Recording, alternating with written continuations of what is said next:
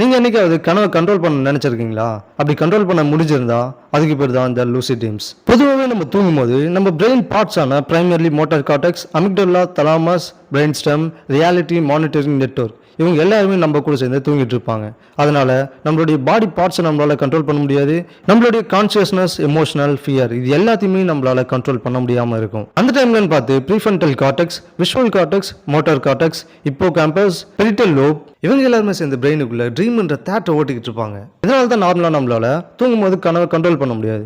But இந்த Lucy dreams வரது எப்போனா நம்ம தூங்கி எந்திரிக்கிறதுக்கு கொஞ்ச நேரத்துக்கு முன்னாடி. அப்பதான் பிரெயின் பார்ட்ஸ் ஒவ்வொன்றா ஆக்டிவாக ஆரம்பிக்கும். அப்போ நம்ம பிரெயினுக்குள்ள படம் ஓடிட்டே இருக்கும்போது நம்ம எந்திரிச்ச உடனே பாதி கண்ட்ரோல் நம்ம கைக்கு வந்துடுது. ஓரளவுக்கு உங்களால் லாஜிக்காக அந்த விஷயத்தை பார்க்க முடியும், செல்ஃப் அவேர்னஸாக இருக்க முடியும், ஒரு சில விஷயத்தில் டிசிஷன் மேக் பண்ண முடியும். இந்த டைமில் நம்ம கனவை அல்ட்ரா கிளியராக பார்க்க முடியும், எல்லாமே ஃபீல் பண்ண முடியும். இந்த டைமில் நம்மளால ஓடலாம், பறக்கலாம், என்ன பண்ணலாம். பட் இந்த டைம்லையும் நம்மளுடைய பாடி பேரலைஸ் ஆகி தான் இருக்கும். ஏன்னா இதுவும் ஒரு வகையில் நல்லது தான். ஏன்னா நீங்கள் கனவுல ஓரத்தான் நினச்சிக்கிட்டு நிஜத்தில் போயிட்டு செவத்தில் முட்டிக்காமல் இருக்கலாம். நீங்கள் இதுக்கு முன்னாடி கனவை கண்ட்ரோல் பண்ணியிருந்தா கமெண்ட்ல சொல்லுங்கள். அப்புறம் என்னைக்காவது நீங்கள் எக்ஸாமில் ஃபெயில் ஆகுற மாதிரி கனவு வந்திருந்தா சொல்லிட்டு போங்க.